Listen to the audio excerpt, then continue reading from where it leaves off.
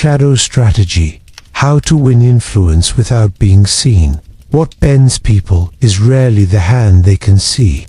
It is the weight they cannot name. The shift in a room where a conclusion arrives and no one remembers starting the sentence.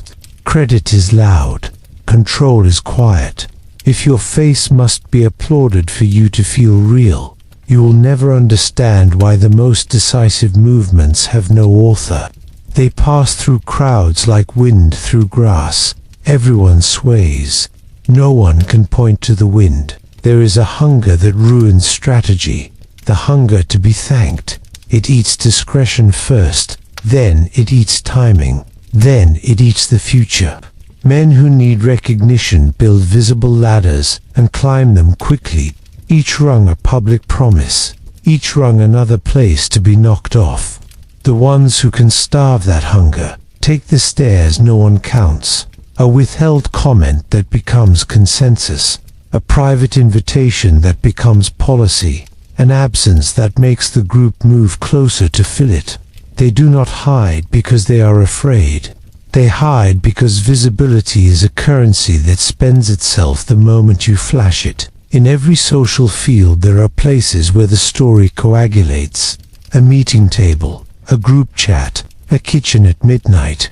Watch the person who says less than they seem to know. Their silence is not empty, it is baited. When they do speak, they avoid the tallest language.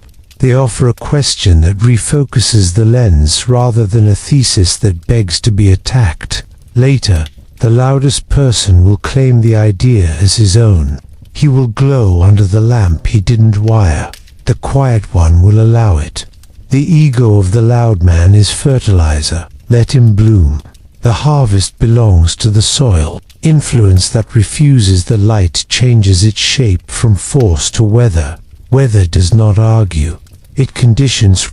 It decides what can grow here and what cannot, and then pretends it never decided anything. A calendar becomes a wall. A priority becomes a gate.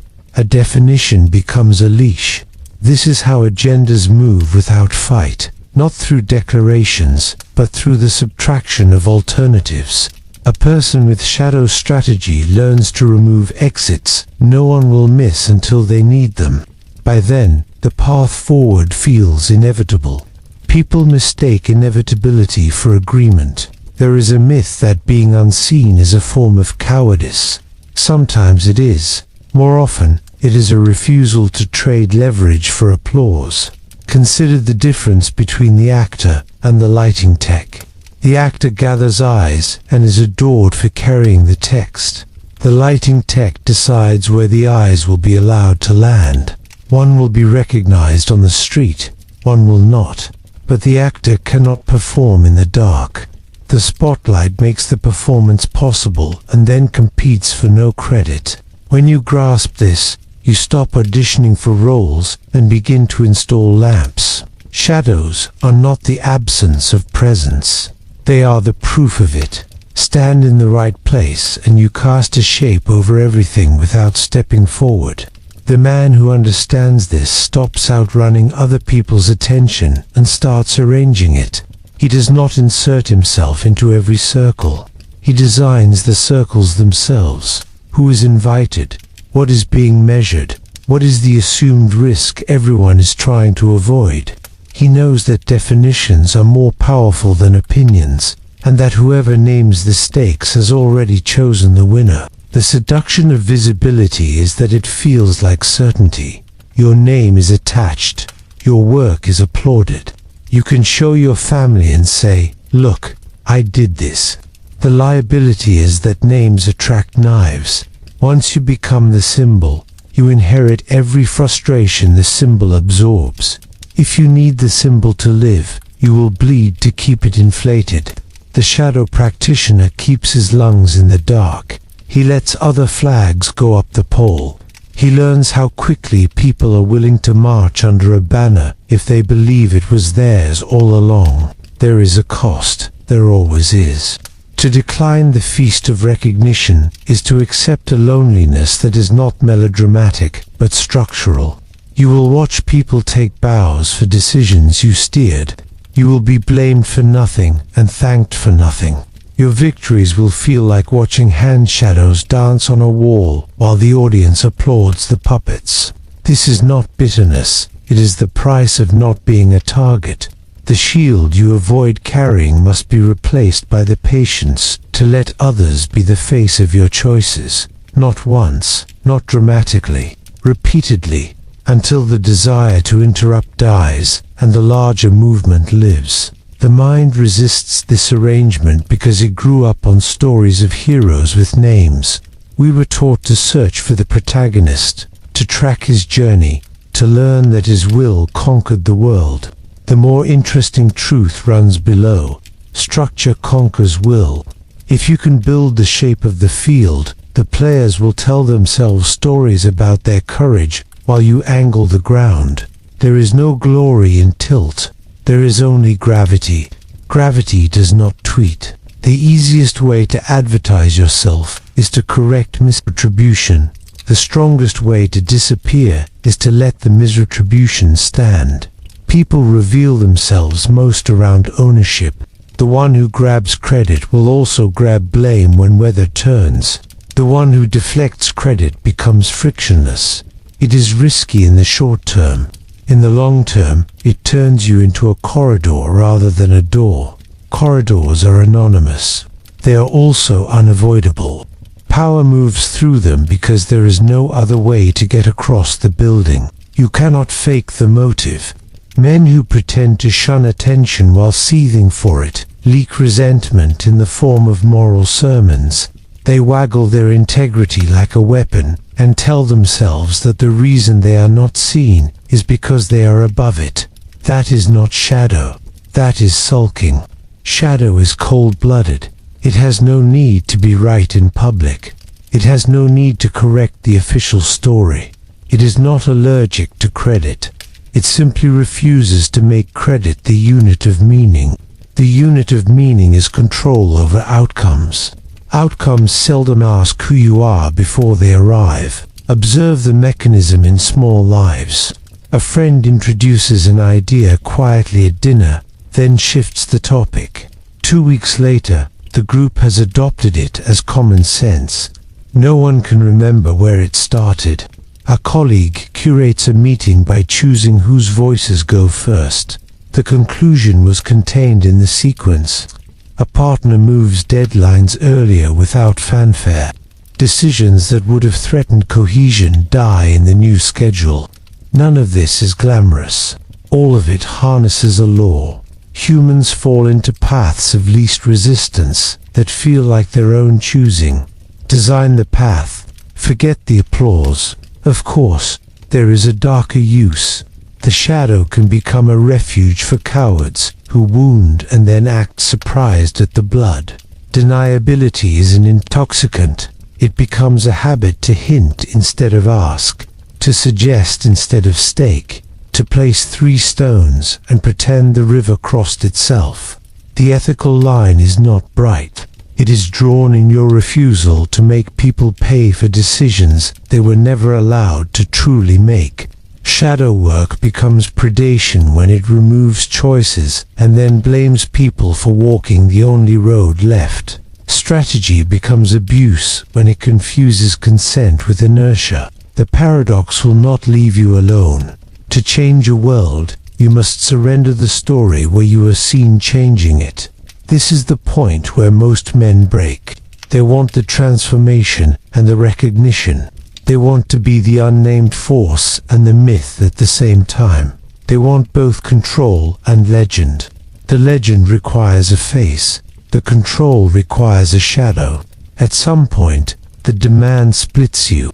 If the legend is what you love, keep the light.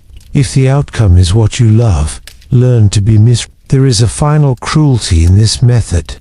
If you do it well, those closest to you will not be able to tell. Influence without signature looks like coincidence from the front row. Your partner will think you are disengaged. Your colleagues will think you are less ambitious than they are. Your friends will occasionally accuse you of being absent, checked out, too quiet while the group makes mistakes. And you will have to choose which losses to accept. the loss of affection attached to visible effort, or the loss of influence attached to making yourself a spectacle just to be understood.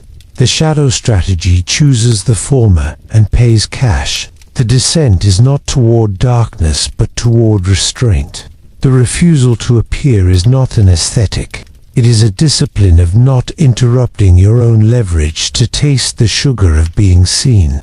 If this sounds simple, it is because you have not tried it at scale. Try to watch your own mouth close when your name is left off the credit. Try to remain still while somebody else wears your plan as jewelry. Taste the bitterness. Let it pass. Replace applause in your nervous system with alignment in the world. This is not sainthood. It is the difference between the sound of clapping and the sound of the door you wanted turning on its hinges. Human beings live by stories of cause. We cannot tolerate randomness. When something happens, we assign authorship to the nearest visible hand. This is not stupidity. It is survival. In the wild, noticing the moving grass saves your life. In modern rooms, it writes bad history. The loudest person becomes the cause. The tallest posture becomes the leader. The most animated face becomes the center of gravity. The shadow strategy is built on seizing this bias and feeding it enough spectacle to keep the glare away from the switchboard. The architecture is older than politics. It shows up anywhere decisions aggregate. Influence hides best inside structure, because structure is perceived as neutral. The order of agenda items is a belief. The wording of a metric is a belief. The timing of a vote is a belief. By embedding preferences in these places, you shape outcomes while everyone swears they merely followed procedure. The mind hates confronting structure because you cannot argue with a schedule. You can obsess over whether one argument was compelling. You rarely ask why it was the only argument that fit the clock. Much of what looks like charisma is simply uncontested framing. If I define the question, I narrow the range of respectable answers. If I define the enemy, I recruit all eyes I never had to persuade. People will march in the direction that allows them to keep their private virtues intact. They will choose the option that allows them to call themselves loyal, principled, kind. Provide a frame where the path you prefer is the only one that preserves those identities, and you can remain invisible while their self-esteem drives your plan. They will thank themselves. They will never see you. Emotion is not the opposite of rationality. It is the gate through which rationed attention passes. The quietest strategy uses predictable emotions like rails, status anxiety, fear of exclusion, the strain of uncertainty, fatigue. These are public utilities. When you know which utility will surge in a given season, you can build the dam in advance. You do not scream about the flood. You simply lay your plans at a height that is dry when panic comes. Later, when the water thins, people will call you lucky. They will pretend you knew something mystical. You merely knew something human. Few admissions cut deeper than this. We like to be led, but we want to keep the costume of independence. The shadow satisfies both. It lets people say, I chose this, while stepping over stones you placed. You do not yank. You arrange. You do not threaten. You make options that threaten themselves. The strongest leash is one the animal does not feel until it runs. Most never run. They stroll inside the field you fenced and call it the world. Information asymmetry is often confused with hoarding. Hoarding is insecurity with props. Asymmetry is curation. You do not collect everything. You collect the one thing that will collapse all lesser debates. The fact in the drawer that will turn the table when opened. The pattern you do not publish, because turning it into content would drain it of power. The shadow understands that information is not valuable when known. It is valuable when timed. Truth released without timing is a confession. Truth released within a structure is a lever. There is a technique people praise with words like transparency. It sounds righteous. It feels like fairness. It can be. It is also a dissolvent. The more you explain preemptively, the more you relieve others of the burden to discover. The more you relieve them, the more you teach them that discovery is unnecessary.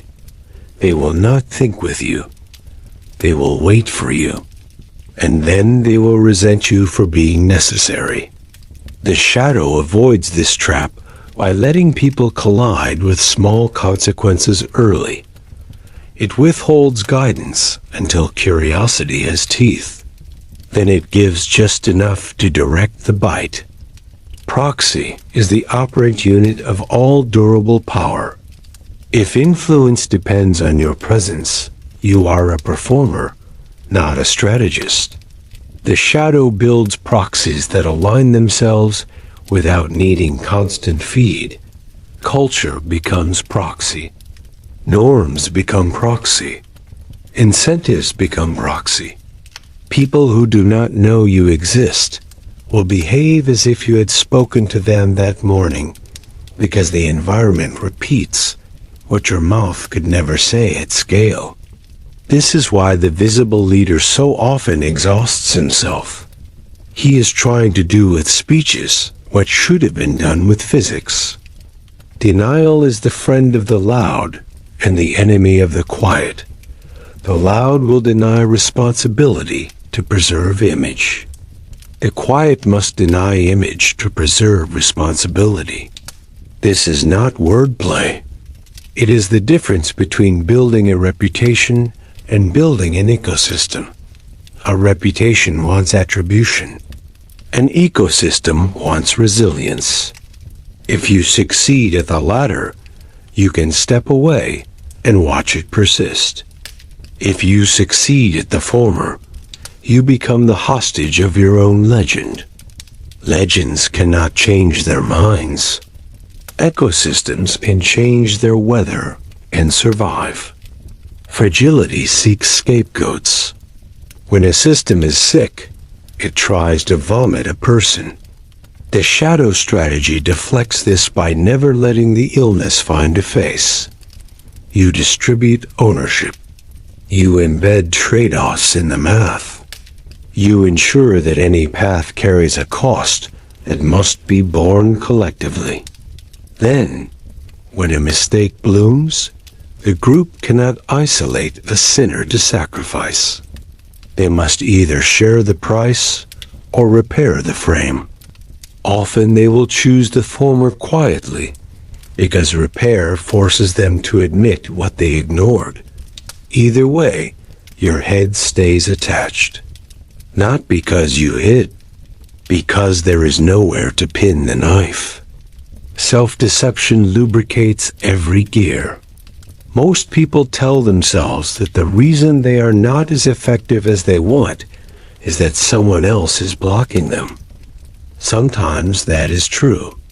More often, they are blocked by their own need to be seen acting effectively. The machine inside that mistake is simple. Visibility demands speed. Speed demands simplicity. Simplicity demands slogans. Slogans demand enemies. Enemies demand theater.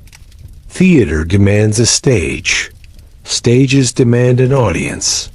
Audiences judge. Judgment warps action. By the time they finish the loop, Their decisions are shaped by optics instead of outcomes. The shadow refuses the loop by demoting the audience to a rumor. There is a cliché that says sunlight disinfects. It does. It also kills certain species of useful fungi that do their work in the dark. Not all good things grow under inspection. Not all bad things die in it. Humans are complicated enough that you need both. Transparency for the public commitments that bind trust, opacity for the delicate coordination that would be strangled by performance. The trick is to know which is which and to resist the moral vanity that calls secrecy evil, because it makes you feel excluded. Observe how attribution actually forms. Someone says something early. Someone else repeats it later with more confidence. A third person with status nods. The group assigns authorship to the nod. It is comical until you watch budgets move behind it. The shadow learns to place its sentences under the tongue of the node, not through flattery, through alignment. Find the place where the node's self-story will be affirmed by carrying your line. Offer that consonance like a key that fits the lock he already believes is there. He will think he unlocked it himself. He will decide that he agrees. He will tell the story of his agreement for years. You will not be in it. Your idea will. At the heart of all this sits the ugliest comfort, plausible deniability. It keeps you from being punished for outcomes you designed. It also keeps you from being known. People will not hate you with precision because they will not know where to aim. They will not love you with precision for the same reason. The absence of both can be addictive. You become a weather pattern that never has to apologize. Then one day you realize that apologies are also how people are allowed to forgive you. You remove the possibility of hatred, and with it, the possibility of certain kinds of closeness. You will call this cost strategic. Sometimes it is just lonely. Do not confuse minimal footprints with moral purity. There are men who erase their signatures because they fear the mirror, not because they love the result. They call it humility, while using it to dodge the taxes of relationship. Being asked, being held, being seen, being accountable to the face you carry. Some of what passes for shadow strategy is a refuge for those who cannot bear the ordinary vulnerability of being somebody. The question is not whether you can move a system without being blamed. The question is whether you are hiding competence or hiding. Back to the mechanics. Pressure points are not people. They are junctions where incentives meet narrative. A bonus structure and a holiday tradition. A deadline and a superstition. A rivalry and a ritual. You can pull on a person for a while, and they will push back. You can pull on a junction, and everyone will move. The reason is boring.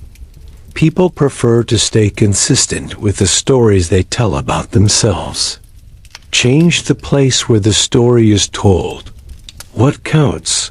What counts as loyalty? What the room laughs at? And you can leave their self-image intact while rerouting their choices. This seems like magic. It is geometry. If you are tempted to build a throne anyway, remember the law that ended empires. Visibility scales risk. The larger the stage, the more points of attack. The larger the crowd, the less you can distinguish applause from attention-seeking.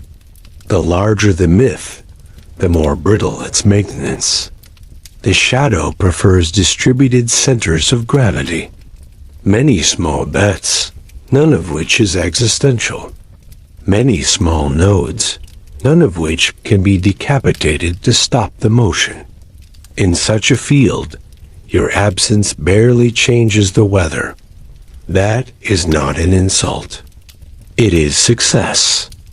At the end of the corridor, a question waits. Do you want to own the outcome, or do you want to be known as the owner?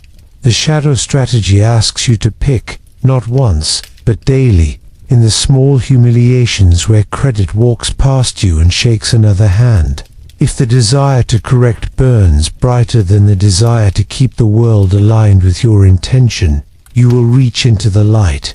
You will explain, you will trade leverage for applause, and tell yourself it was necessary to set the record straight. You will feel better for an hour. You will be easier to move forever. The deeper principle cuts cleaner than slogans. Agency is not a performance. It is a relationship with consequence.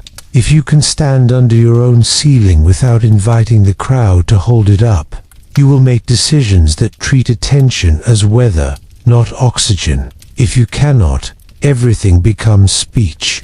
You will design your life around being interpreted correctly, which means you will design it around the fears of those interpreting you. You will call this integrity. It will be imprisonment by approval, decorated with plaudits. Every strategy claims to be about control. The shadow approach reveals that control is often an agreement you make with solitude. You accept that the you other people carry in their heads will be blurry and sometimes unflattering. You accept that gratitude will misland. You accept that some will think you lack ambition because they've never seen you ask for the trophy. If you cannot metabolize these losses, you will try to create a world where you can have influence and certainty of reputation at once. That world does not exist. The attempt will break you on the wheel of optics. Here is the uglier truth that sits beneath the elegant mechanics. To win influence without being seen, you must be willing to let others enjoy illusions about themselves. You will let a man believe he led, because the belief makes him carry the weight. You will let a group believe they discovered the answer, because the discovery makes them defend it later. You will let an enemy believe he wounded you, because his overreach opens a door he does not see. This can curdle into contempt if you forget you are also vulnerable to illusions. The shadow is not omniscience. It is a posture of respect for how easily humans con themselves, including you. The ethics return sharper. When you use an illusion to spare a fragile pride, are you protecting dignity or feeding weakness? When you remove choices for the sake of a greater stability, are you safeguarding many or patronizing all? The shadow thrives on the ambiguity of motives. This is where men who love power lose their souls. They convince themselves that outcomes justify any erasure. They forget that abandoning their face is not only a tactic. It chips away at the person who must live with what was done. If no one knows you designed the trap, you still know. The room does not absolve you by failing to notice. The transformation, if there is one, is not from weak to strong or from loud to quiet. It is from performative agency to lived consequence. You stop needing the world to clap when you do the thing. You stop narrating your restraint so people will credit your patience. You stop spending hours explaining that you did not mean to embarrass anyone. You stop offering disclaimers because you are unwilling to carry the discomfort of people misreading your silence. The moment your nervous system allows misunderstanding without compulsive correction, a kind of sovereign space opens.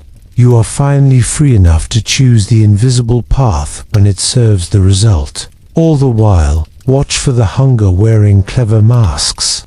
The desire to be seen as the kind of person who doesn't need to be seen is still vanity. The desire to be praised for humility is still praised hunger with makeup. The insistence on being thanked for letting others shine is still a ledger. Your ego will try to turn the shadow itself into a brand. If it succeeds, your invisibility becomes theater, and you're back on the stage, performing how unseen you are. The only cure is to stop announcing your disappearances and start living with their consequences.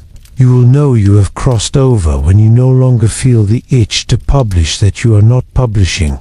A darker implication. Every invisible action increases the gap between who you are and who the world believes you are. If that gap grows too wide, you will feel less like a person and more like an operator piloting a suit. Some can live there forever. They smile, nod, and make weather from rooms no one remembers them entering. Others notice that the lack of witnesses makes their life feel counterfeit. They start to perform in secret for an imaginary judge. The shadow then eats them from the inside. The desire to be seen, thwarted publicly, becomes a private obsession. The antidote is not to sprint into spotlights. It is to create a small circle where your face is known and separate the need to be known from the need to move worlds. At scale, this strategy reframes influence as infrastructure, not spectacle. You begin to measure your life in reducing the friction between what you value and what recurs, not in impressions or mentions. You care less about introductions and more about who gets introduced to whom without you. You care less about the power to decide and more about how the architecture makes good decisions, probable without heroics. Ironically, when you stop craving the signifiers of authority, you become the person to whom authority defaults when the visible leaders fail.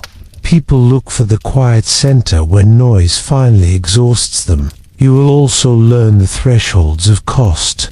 Some rooms require a face. Some fights must be public to be real. Some honors must be claimed to make them usable for others later. The trick is to see the difference between necessary embodiment and ego inheritance. If your presence changes the outcome because the system responds to a particular kind of face, step forward and pay.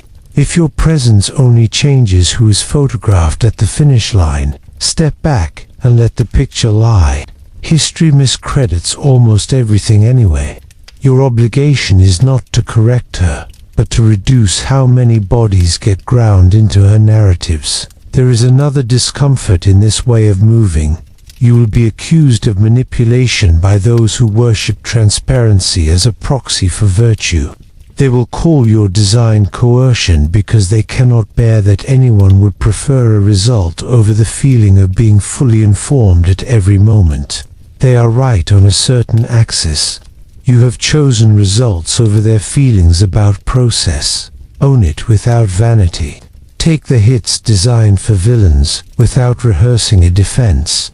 If you must justify yourself, do it in private by checking that you are not using outcomes as camouflage for cowardice. When you are clean, proceed. When you are not, stop. If the strategy becomes your identity, you will become hollow. You will start to design every room you enter, even the ones meant for love. You will turn intimacy into an architecture, and then wonder why no one trusts that you weren't planning your silence while they cried. The shadow belongs in the domains where power multiplies and blame needs a place to die. It does not belong in the kitchen every night. The people you let into your center must have access to the face you guard from the world. If you cannot offer it, quit pretending you seek closeness. You seek leverage everywhere, and that is a different religion. The final edge is simple enough to make you flinch. If you disappeared tomorrow, what would keep moving because of how you arranged it? And would you forgive the world for not knowing it was you? Answer honestly, and the shape of your life appears. If the answer is nothing, then perhaps you have been acting, not arranging. If the answer is much, and the thought of not being named for it makes you angry, perhaps you have been arranging for the wrong God. So the question returns, thinner, sharper, less dramatic. Do you want to be seen wanting influence, or do you want to grip the levers no one will credit you for pulling? Do you love applause, or do you love alignment? Would you choose the airless satisfaction of watching the world tilt in the way you designed if it meant the crowd would call the tilt natural and forget there was ever a hand? When the urge to correct the story climbs into your throat, will you swallow it and live, or speak it and be fed to the oldest appetite of all, the one that devours its makers because they stood too close to their own fire? When you stand in a room and the outcome bends toward what you hoped without anyone turning to you, a peculiar silence follows. It is not triumph, it is not emptiness, it is a quiet that asks whether you are content to exist without witnesses. The mirror is cold. It will not flatter you. It will grant you a single mercy, the clarity to know whether you sought power to be free, or sought it so that someone would finally watch you breathe.